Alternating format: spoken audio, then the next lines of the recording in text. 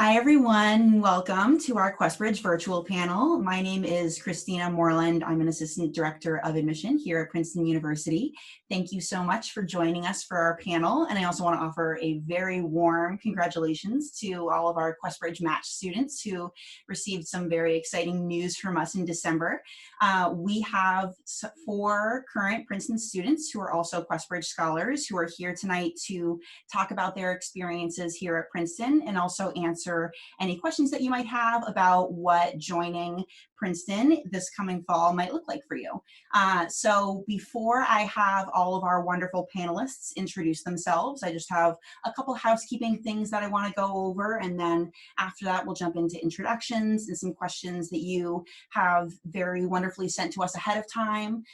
But also throughout the entire panel, if you have a question that you would like to ask that you didn't send in ahead of time, you can also enter that into the Q&A box on your screen. And then we'll be either able to answer it with the entire group, or in addition to myself, we also have some additional admission officers who are joining us this evening who will not be on screen, but will be helping to answer some of those questions in the Q&A box as well. So they might be able to answer those questions directly to you in a more digital sense as well. So we'll be doing both. We are live, so we appreciate you bearing with us if there are any kind of technical difficulties or challenges. We are recording this, so it will be available later for anyone who can't join us tonight for the panel as it's happening.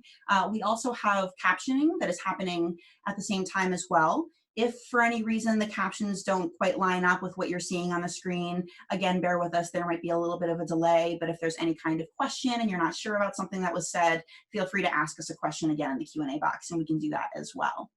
So with that being said, I'm going to jump into our introductions from our panelists who are going to tell you a little bit about themselves, and then we'll jump into questions. And I believe we're going to start with Gabby, if Gabby wants to start us off.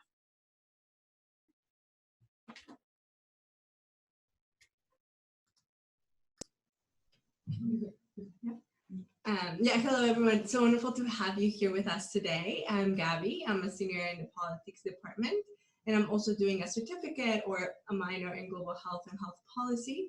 I am originally from Mexico. I grew up in Mexico, and then I did high school in Oregon, and now my family is living in New Jersey.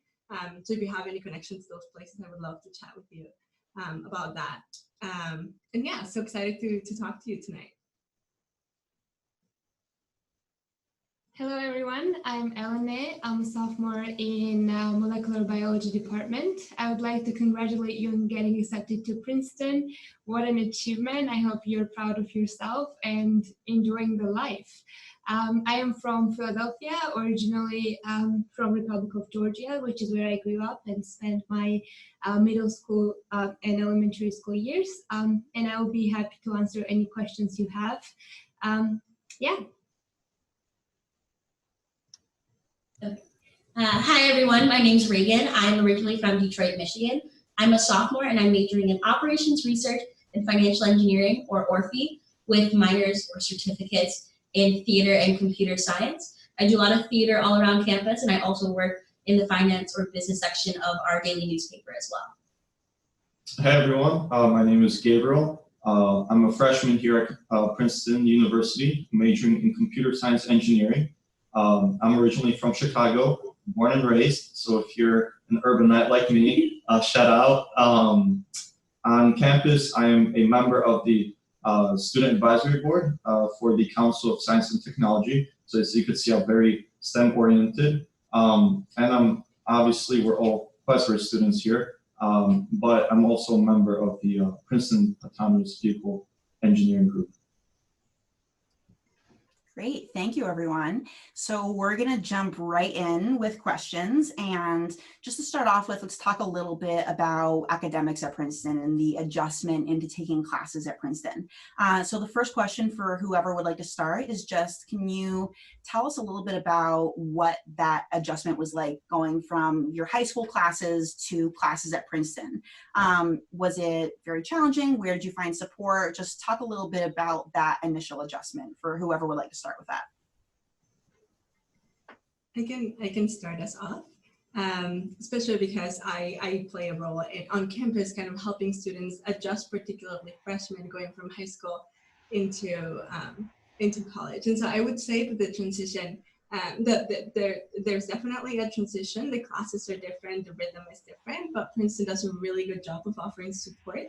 I am a learning consultant for the McGraw Center, which focuses on helping people academically. And so in a learning consultation, for example, you could come over and we would talk about your academics, how you're feeling, kind of how to learn, right? So really focusing on that meta thinking and how to transition to Princeton. So again, I would say that Princeton does an awesome job of guiding you through that transition with upperclassmen really supporting freshmen and sophomores.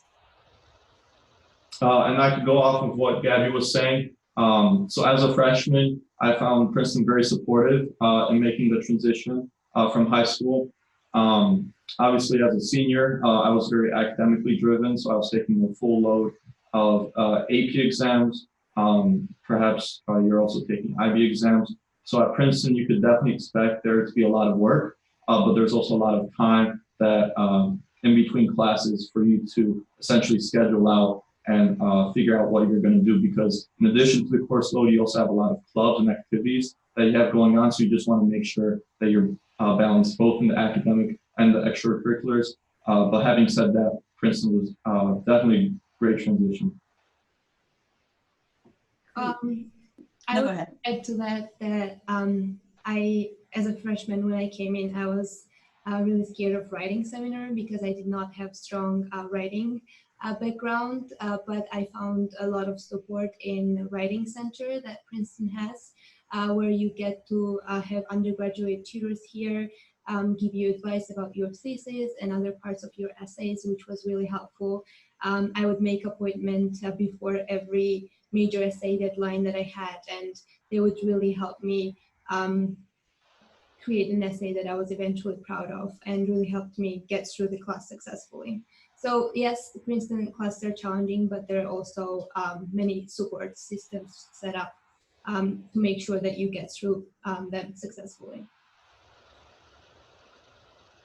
Great.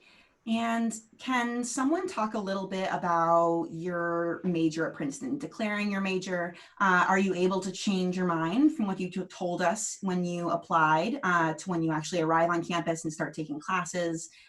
So are you able to change, and when do you declare your major, and just a little bit more information about that? I can talk a little bit about that. So depending on whether or not you're planning on majoring in engineering department or in the College of Arts and Sciences, that depends on when you declare your major. All engineering students declare at the end of their freshman year, and students in the College of Arts and Sciences declare at the end of their sophomore year.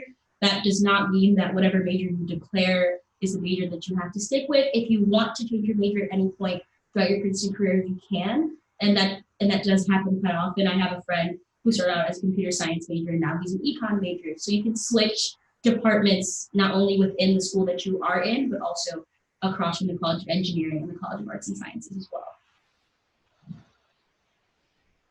I think it's applicable for the sophomores because you can't declare until end of sophomore year. And as an engineer, like you have to start thinking about the classes, like the path you want to take in college, just so that you make sure you have all the course requirements that you need in order to declare. But you don't have to worry about that until your second year of college. And also for Reagan and Gabe, someone asked a little bit about engineering at Princeton and what engineering is like, what that experience is. Can you study abroad? Like, what does that really look like for you? So as our two engineers in the room, can you talk a little bit about what engineering looks like at Princeton? If you want to start. Yeah, so when it comes to engineering at Princeton, you can definitely do a lot with what you have. Like, yes, there are a lot of different course requirements that we have to take, but the freshman year, especially, was something that I greatly appreciated the engineering department, because it's a great way to meet a lot of the other engineers within the school, which is something the friends you'll have all 4 years. And then in terms of studying abroad and other things you can do, like I'm majoring, I have a minor, I apologize, in theater, which is something I'm personally very interested in, and it works very well with my schedule. And I'm actually planning on applying to study abroad for my next, my junior spring, which I'm also really excited about. And the engineering department is very accommodating and very helpful in terms of making sure that you can do things that are both within and outside of the engineering school itself. Mm-hmm. I would just say If you're having any doubts about Princeton engineering, don't have, because it is the strongest in the Ivy Leagues, and it is one of the most widely recognized across the nation. I know for computer science, a lot of the subject matter that we actually learn in class comes from the professors that are taught, that are teaching to us. So it's a very highly esteemed community, and you're going to learn a lot about engineering. And as far as studying abroad goes, I remember there was a big study abroad fair earlier this year, and I learned so much as a freshman because I do want to study abroad. I'd love to go to Poland, actually, just because that's my heritage, that's my culture. And Princeton is very accepting as to working out your schedule, making sure you have the credits that you need in order to graduate, but also to have some time to yourself to really go explore your explore your interests abroad. Yeah, and there's a lot of different opportunities for study abroad for sure. Great. And maybe we toss it back over to Gabby and Elaine. And could you talk a little bit about just what are the required classes at Princeton? Are there any required classes, and what do those look like? Yeah, it really depends on the major that you're seeking to pursue. In AB, it isn't as common to have required classes. So for example, as a politics major, there were only 2 courses that I needed to take. 2 politics courses, and then if I had that, I was able to declare the major. So it's really, really flexible. I know for the Woodrow Wilson School, they do have more requirements, some economics and history classes that you need to take. But again, it's really things that you would want to take anyways, because there's such a wide range of options within each of the departments or the categories that they require. So required courses was never really a concern for me. My freshman and sophomore year, it really allowed me to explore a variety of courses and then to really think through which major I wanted to take. Yeah, I mean, some of the required classes that I had to take is writing seminar, as I mentioned before.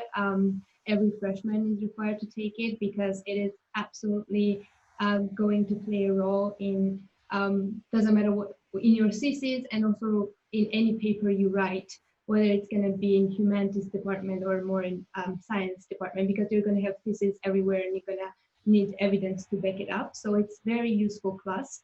Other requirement I know is language requirement, which you will be able to test out if you have a strong background. And even if you don't test out, you can also always take a test and try to move to higher level. For example, I speak a very rare language, which is Georgian, and I never thought that they would ever find anyone who would test me, but Princeton wants to make sure that everyone has an equal opportunity to test out from the language, and they finally ended up finding someone who would be able to test my fluency. So yeah, that's what I can say about that. Great.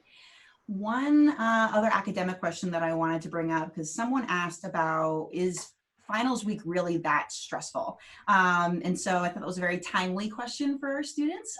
So if someone could talk a little bit about final exams and maybe what today is for all of you as well on campus, and a little bit about what finals looks like. I can start. So today in particular is Dean's Day, which is basically when almost every single paper for a final exam is due. So that's kind of a little bit more of like a peak stress, like a peak in terms of the stress levels in terms of finals during the reading period. But our reading period and final exam period is just such a long period of time that I don't necessarily feel any stress throughout that time, because we have a lot of space to study for our exams, and they like to spread it out so all papers are due by Dean's Day, and then our exams, our sit-down exams, don't start until tomorrow or the day after, so you're not mixing back and forth between writing papers and taking exams, and that way you can take the time to focus on everything that you need. Great. So I'm gonna grab a question that we got out of the Q&A. So as a reminder, if you do have any questions as you're watching that you want to hear, definitely use the Q&A box to do that. And so someone asked us, could the panelists speak a little bit about social life at Princeton? So switching gears a little bit, can you talk a little bit about social life on campus, and also especially for students who are coming from diverse backgrounds, kind of like how do you experience the social life on campus and how does that affect it, if at all? Yeah, absolutely. I can speak to that. I would say, first of all, that there are a lot of opportunities to get involved on campus. We have a building dedicated to diversity and inclusiveness. And it has, really cool artwork and a wonderful community that you can really find there. And then there are different clubs for different backgrounds and different activities, dance groups, extracurriculars that you can do. So I think kind of finding your group and fitting in isn't really a problem here at Princeton because there are so many options. It's just about taking the time, especially freshman and sophomore year, to really explore all those different groups and see where you fit best. It has been a really good experience. It's been a combination for me as a Mexican woman. It's been a combination of feeling included and feeling that my background is appreciated on campus, but also not feeling that it is all they see, right? Like they see me as a student and they see me as a driven person. My background is important and it has played a role on campus, but in a very, very positive way. And I would just like to add on to that.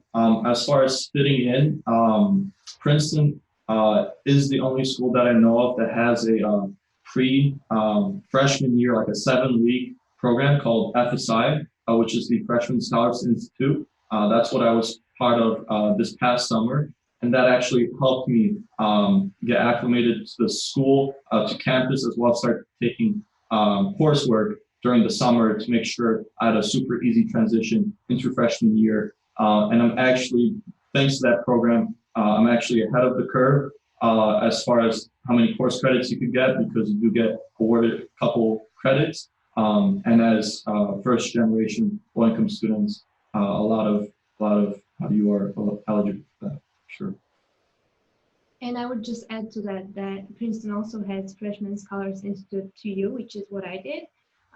For example, if you know that you're going to be abroad or you have an internship and you cannot be physically on campus, this is like online course where you meet, you speak to your advisor regularly and other students who are in your group, and it basically prepares you for writing at Princeton a lot. So I personally found that really helpful coming here. Great. So something that Gabe mentioned was talking a little bit about FSI, which is the Freshman Scholars Institute. And that is an invitation program that students can take part of over the summer before they start at Princeton. But could someone talk a little bit about some other resources and supports that are available for students in both the academic and the kind of social and student life transition into Princeton? Could someone talk a little bit more about those resources and supports?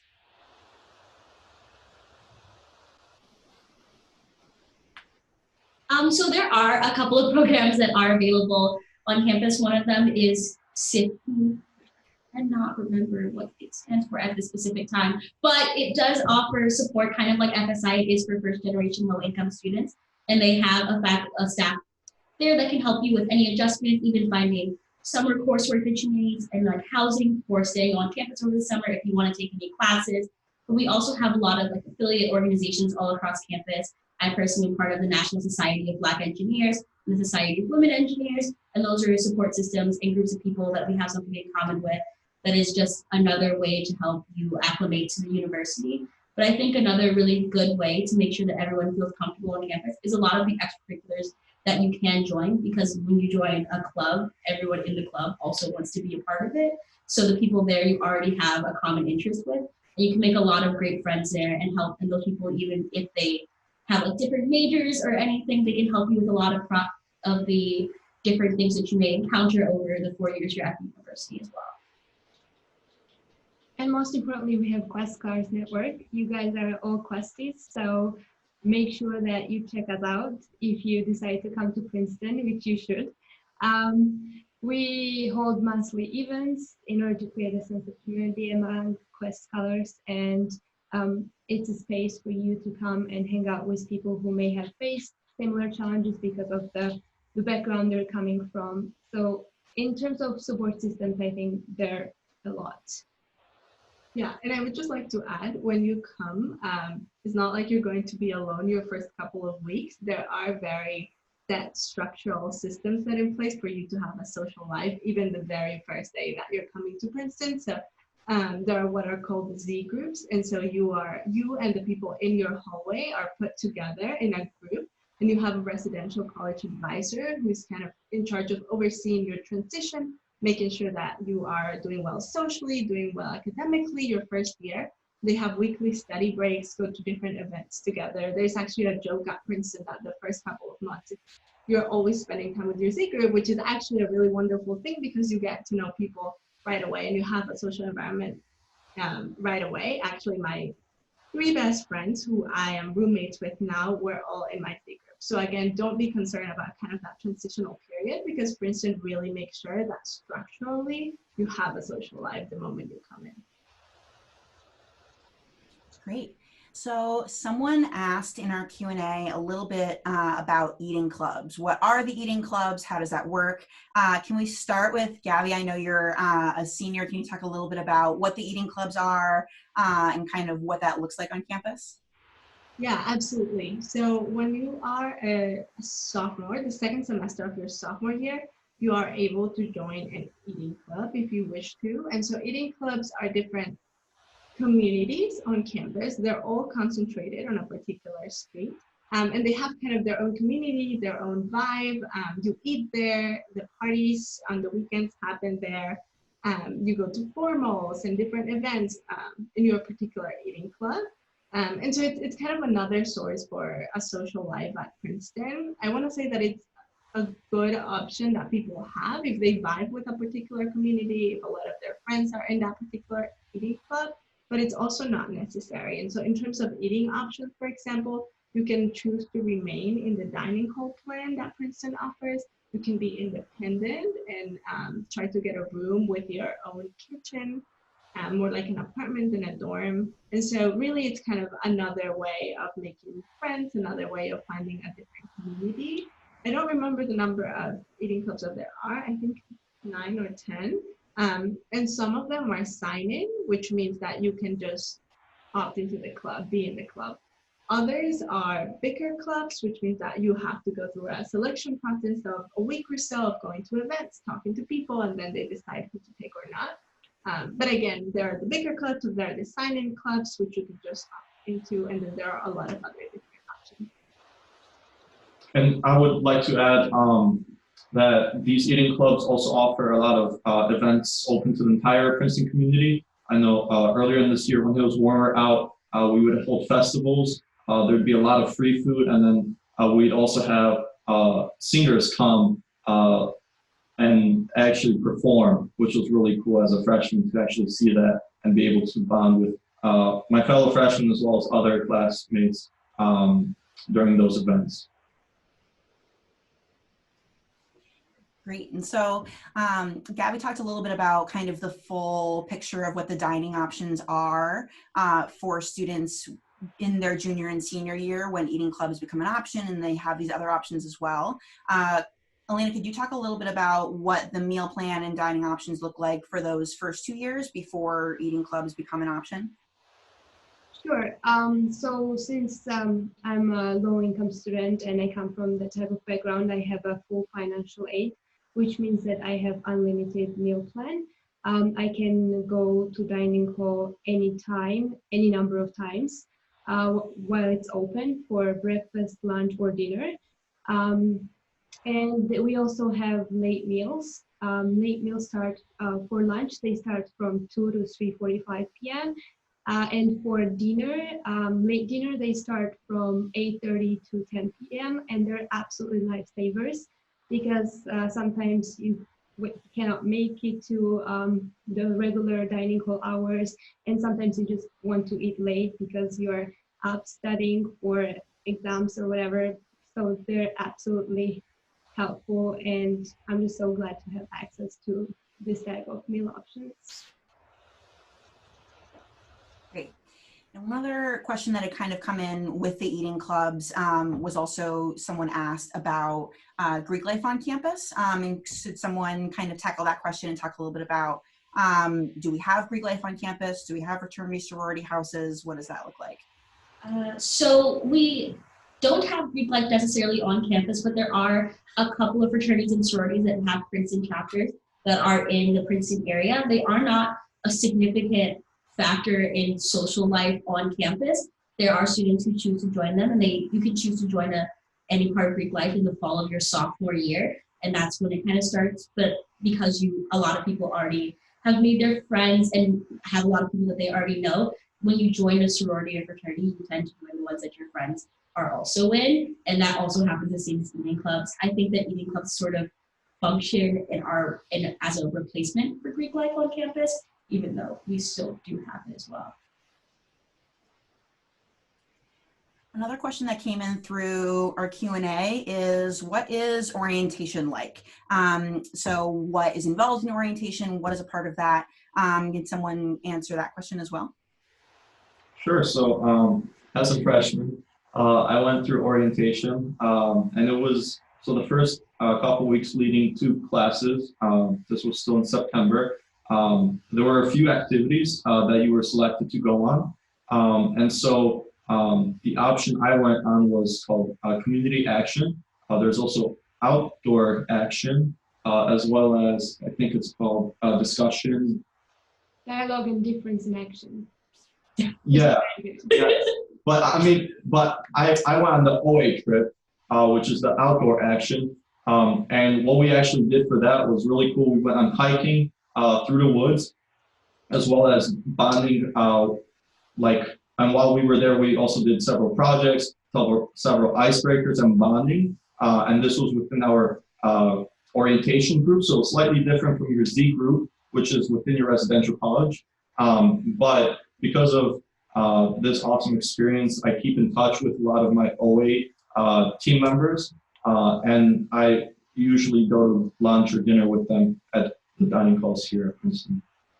I personally was a part of community action, and I loved it so much that I went back to the same location as a CA leader the next year. So for community action, we actually go into different places all over the area, and we help in terms of community service. But the biggest part about orientation, I think, is that we just kind of take 10 different students all around campus, and they're put with complete strangers for the first 5 days.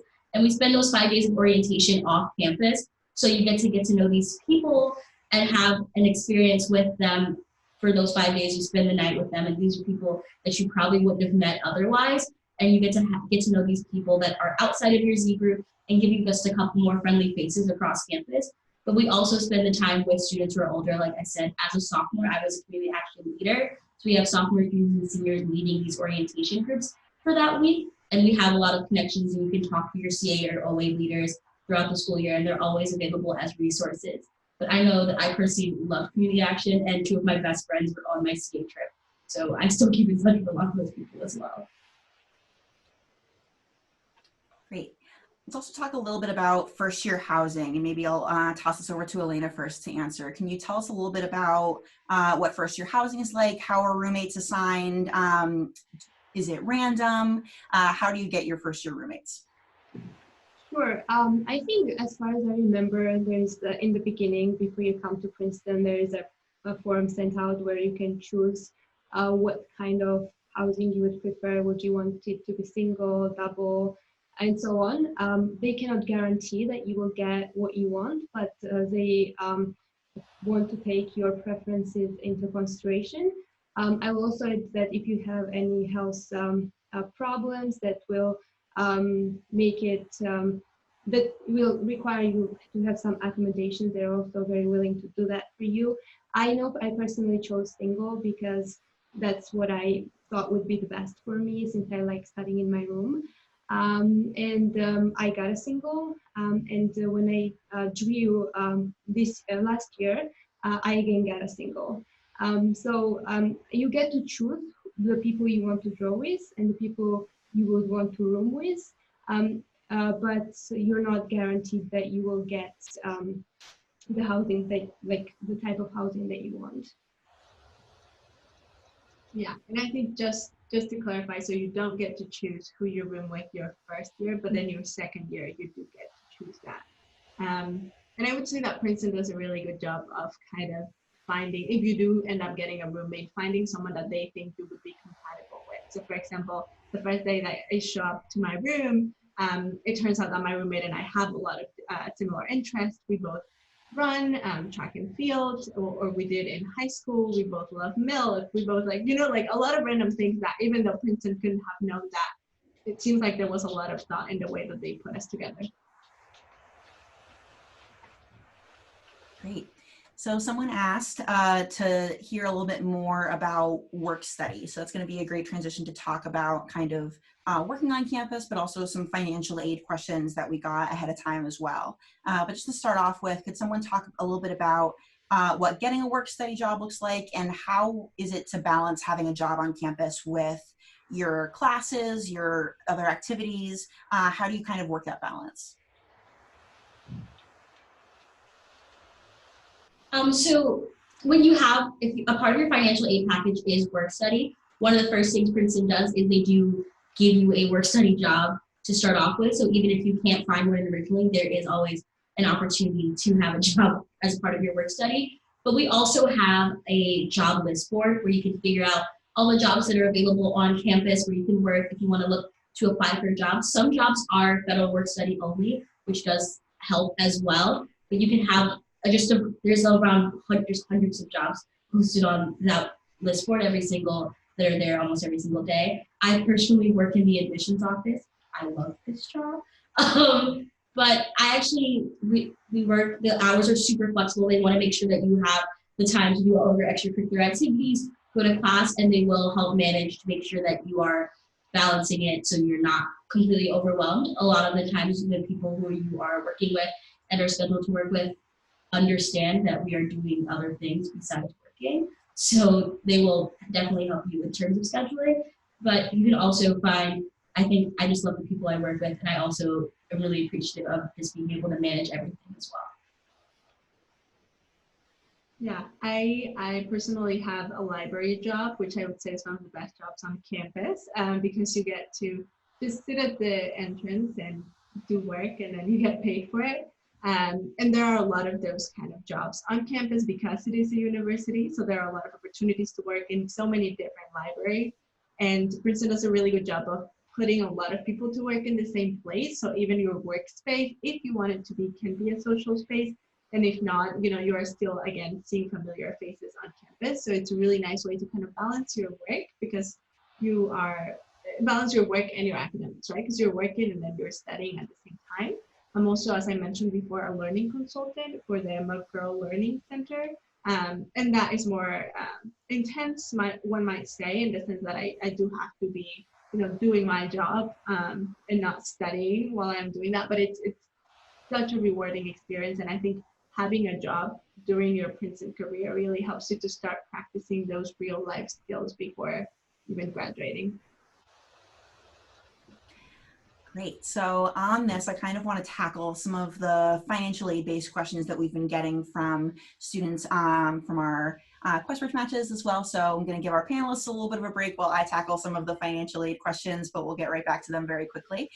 Just to start off with, we've had a lot of our students reach out to us about questions around what the student contribution is in your financial aid package. So just to clarify for everybody, the student contribution is a $3,500 contribution that is the same for all students who are receiving financial aid from Princeton, and it can be satisfied with outside scholarships, savings, and or a campus job. The financial aid portal on your portal is going to give you all the kinds of details about each piece of your financial aid award. But definitely please feel free to reach out to the financial aid office with any questions about that student contribution, any other part of financial aid. We're going to make sure, if you don't already, that you have the Princeton Financial Aid Office email address at the end of this. They're more than happy to answer questions for you about any part of your financial aid package. So definitely reach out to them if there's something that you're unsure about or that you want to know more about. Speaking of, I mentioned that outside scholarships might be something that you can use to pay off that student contribution. And so someone has asked about kind of how are scholarships payable to Princeton? Can those be used to cover the student contribution? Absolutely yes. So any kind of outside scholarship checks that you might get can absolutely be applied to that student contribution to cover that. Outside scholarship checks should be sent to the financial aid office, even if they were made payable directly to you. And so if a student receives a check directly from an outside organization, they should bring that to the financial aid office. It reduces that contribution. It's credited to your account. And students can request refunds from the student account from their office once classes begin as well. And that a lot more information about that is going to be available to you over the summer in terms of kind of setting up that account and different pieces with that. So a lot of that information is going to come to you over the summer. Students are also asking about how health insurance fits into their financial aid package. So students, if you're not coming in with another outside health insurance plan, must enroll in the student health plan, and that absolutely can request financial aid to cover the cost. A student who has a 0 parental contribution will receive a university grant to cover 100% of the cost of a health plan. So that is going to be something that financial aid will work with you on. And then the other financial aid question that I just wanted to cover is how the travel allowance works. Is that money that is directly sent to the student that they can then use at their own discretion?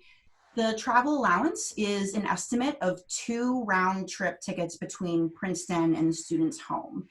So the travel amount isn't paid directly to you as the student. Students who have a 0 parental contribution and a travel allowance are going to have within their cost of attendance, can expect that to be credited to their university bill per the given semester. And then we assume that students are going to use that to reimburse their travel expenses. So again, that's something that gets credited to your account rather than something that is sent directly to the students themselves. So some of the kind of financial aid based questions that we wanted to make sure we covered with everyone. But I also want to make sure I turn it back to who you really want to hear from, which is our student panelists. So I'm going to turn it back to you with a question, which is, it'd be great if some or all of you really could talk a little bit about this idea of imposter syndrome. And so this is something that we've got questions about as well, of do you suffer from imposter syndrome? How do you overcome that? And so just talking a little bit about also, for a starter, what imposter syndrome is. So that's something some of our students might be familiar with, but if we could also just define that as well. Gabby, do you want to start? Yeah, so I guess it's a good sign. I don't fully remember the definition of imposter syndrome. I think it's when you don't feel like you belong because, you know, maybe you feel like you're not smart enough, or you're not, like, whatever, you're not enough to be here at Princeton. And so a lot of students might feel that way at the beginning because it is, right, it's a wonderful school and it's an amazing place to be at, and it's hard to believe that you made it here. But I would just say, if you made it here, it's because you deserved it. And so first of all, again, congratulations on being accepted. And then also, because I think there is this general sense that everyone is feeling that way, Princeton does a good job of talking about it, even during orientation, and really making sure that no one is feeling out of place. And something that personally helped me is that when we had the inauguration of kind of the 2020 class, someone from the admissions office said, and this I never forgot, they said, "We never make mistakes." And that kind of stuck with me the whole time, because I figured, well, if they accepted me and they never made mistakes, then I definitely belong here. And I think that's the way that we should all feel. Yeah, I would say that one thing that really helped me deal with my imposter syndrome was reading posts on Real Talk Princeton, which is just where students submit questions and other Princeton students answer them. And I realized that, like, on these anonymous posts, how many people are dealing with the same issues that I'm dealing, how many people are feeling out of place, and how many people are feeling that they do not belong here. And I realized that this was not just my experience, but also the experience of many who got accepted and went through the selective process, that is called Princeton admission, right? And that really made me realize that this is a collective feeling, and if everyone is feeling like that, then no one should be feeling like that, because we all came here because we deserved it. And I think that repeating that to yourself many times, and remembering that you went through a selective process should help you deal with it if you ever come across imposter syndrome. So coming into Princeton, there's something I also remember that they told me, and that there's no such thing as perfection without effort. And so it may seem like that, you know, if someone's getting a good grade, it might be because like, oh, they're just smarter than me. But in reality, everybody's putting in the hours that they need in order to go to the tutoring sessions, in order to go to their office hours with the professors, in order to study back in their dorm or in the library, in order to get that good grade. So just keep in mind that even though you know, someone may be really smart, they're still putting in this same amount of effort as you, and that obviously the admission office didn't make any mistakes in your acceptance. So just keep that in mind, and whenever you're feeling down, just believe in yourself and keep putting in the effort. That's great, thank you all. One of the questions we got from the Q&A box was, does Princeton still have a grade deflation policy? Is that prominent on campus? How does it affect your grades? And so to clarify a little bit on that question, at one point Princeton did have a grading policy that was meant to really think about how to put more value on an A and on certain grades. That grading policy is no longer in place. And so often I, as an admission officer, get questions around, is there a grade deflation policy at Princeton now? And I wouldn't say that, but to turn it around to the students, could you talk a little bit about, like, do you feel comfortable with the grades at Princeton? Like in this kind of sense of, do you feel that a grade is earned by the work that you're doing? I mean, I personally have never experienced grade deflation of any sort. I think that every grade that I've gotten, I've definitely deserved, on terms of how much work I put in or how well I understand the material. And I think that all of our teachers work really hard to make sure that we have the information that we need and the support that we need in order to do as well as possible in these classes. They offer like office hours, you can email them and everything else. So we also have tutoring services outside of the university courses. So we do have all of these opportunities to make sure that we can do as well as possible in our courses, and we make sure that every grade that we do receive is earned. Great. There's a lot of questions too about kind of staying in touch with other members of the QuestBridge network once you're on campus. So could, Elena, could you talk a little bit about how the QuestBridge network kind of stays in touch with each other and how you all connect as students once you arrive at Princeton? Yeah, definitely. So we have the executive board of Quest Scholars Network that is in charge of arranging monthly events in order to make sure that we have this community of Quest Scholars who are able to hang out with each other and just meet each other. The way we keep in touch with them is through our social media. Make sure you follow us at Princeton-USN on Instagram. And also we keep in touch with them by email because we make sure that every event that we hold, we send an email. Our publicity chair is in charge of that. So you will definitely be notified in the beginning and be invited to our welcome event, which this year we held, I think, at the end of September. Freshmen are welcome to come as well as upperclassmen, and you can get to know each other, also talk with other members of the executive board or upperclassmen, ask any questions. So you are definitely going to be involved in this community as much as you want to, and you're definitely going to be invited to our events starting from September. And also, if you come to preview, we're going to have an event where we'll meet with you and also answer any questions you might have. Great.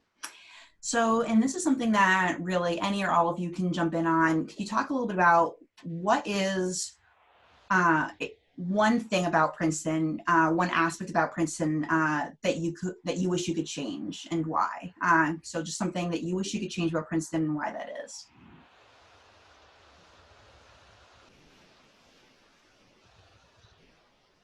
I mean, I'm personally in molecular biology department and I love doing research, but one thing I have been hoping for is to do more research that has clinical applications. I feel like that because Princeton does not have medical school, it's a bit harder to do research in a hospital or do research that, you know, involves dealing with patients.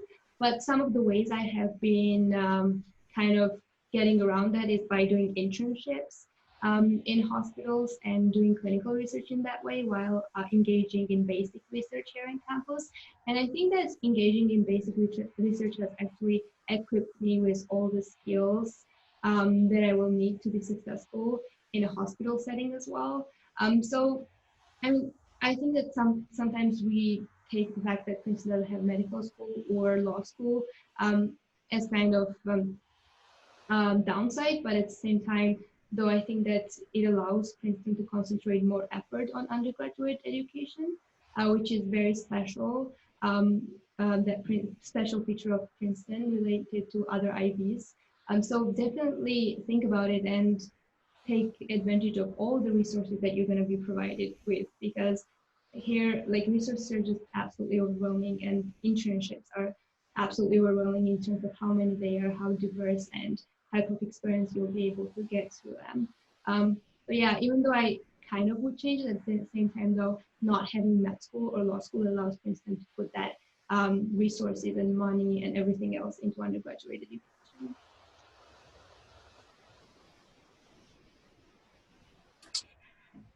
Princeton is pretty good. What I'd say is I wish it was a little bit warmer at times, but actually the weather recently hasn't been so bad.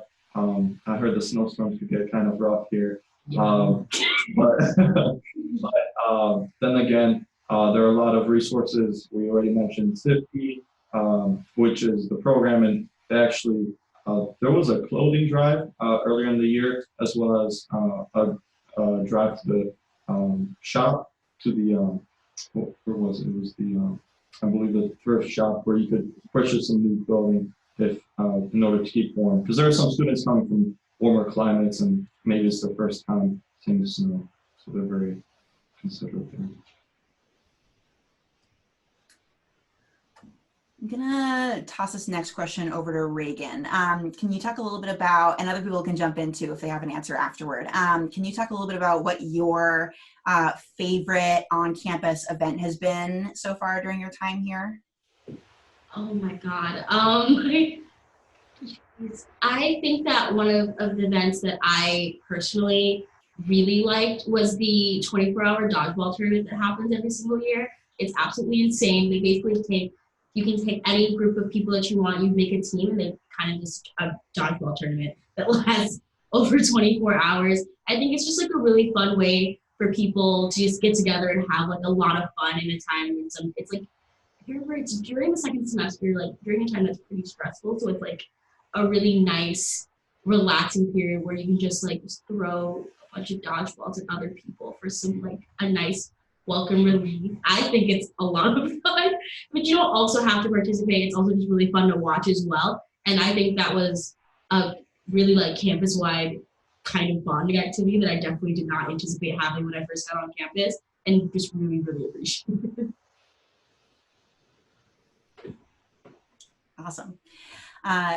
And if we could have an answer from all of our panelists on this one, actually, could we, maybe we'll start with Gabe. Could you give one piece of advice that you wish someone had told you, or maybe that someone did tell you about adjusting into college life or into Princeton specifically? Just a piece of advice that you'd want to share with our group today. Sure. So coming into Princeton, I wish someone had told me that like college life in general can be lonely at times, because, and this is especially true because I was still making the transition in freshman year. But Princeton is a place where everyone's super academically driven. They have a lot of extracurricular clubs on their plate as well as other commitments. So sometimes your schedule might not match up with theirs. And so going to the dining hall, I try to spot someone. Now that I've made more friends, I always find someone to sit with. But earlier in the year was like sometimes I just sit alone. And so I started making more conscious effort into expanding my sphere of friends, as well as trying to schedule lunch and dinner with other students in order to keep me company. I know one piece of advice that almost anybody who's ever gone to college has told me was to go to your office hours. And I know that it sounds like, yeah, like I get it, like go to your office hours, but it's really a really great way to get to know your professor, understand the material, get to know the people in your class, and just have like a really good grasp on the classes that you're taking. And it's just like such an amazing resource that's available.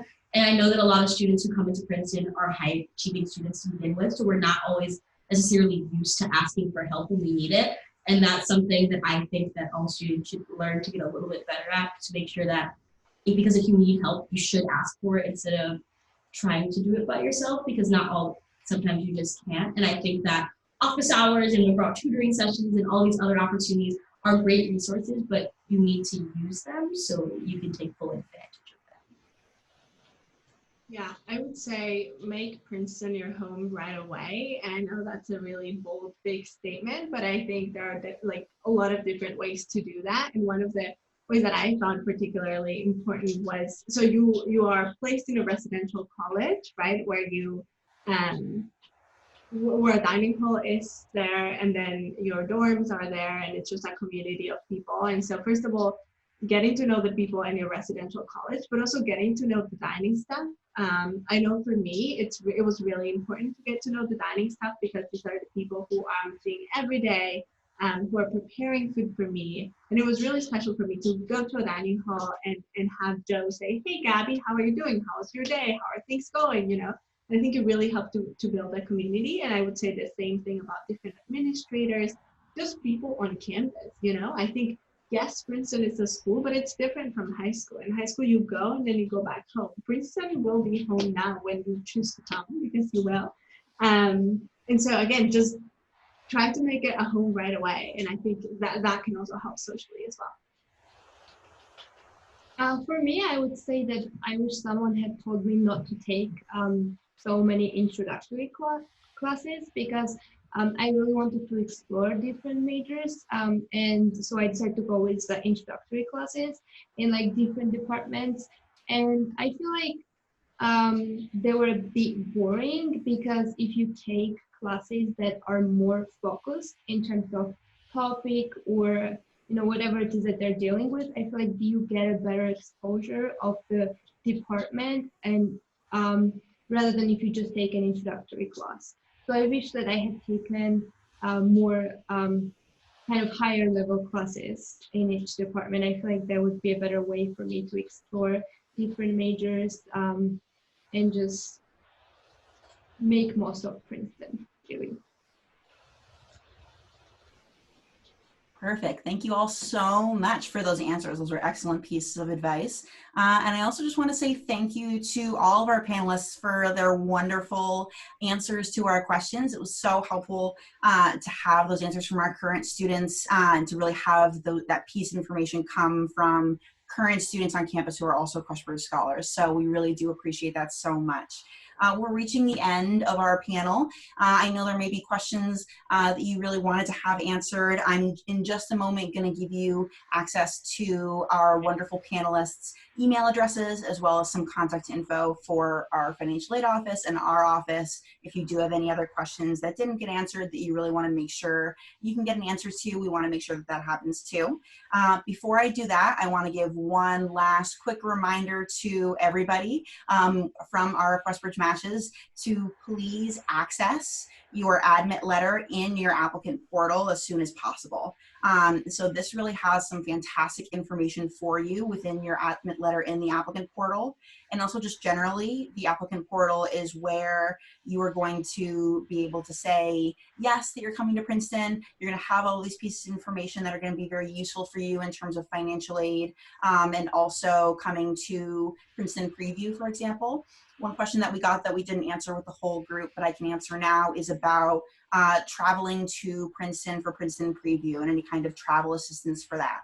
All of our QuestBridge matches are eligible for travel assistance for funding and in assisting you coming to campus for Princeton Preview.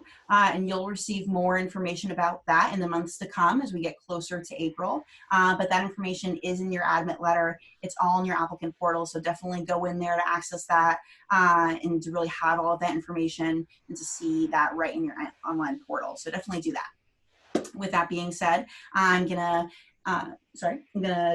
turn it over to our email addresses in the slides just so you can see that information and kind of get that information from our very grateful panelists who have given us your contact information. So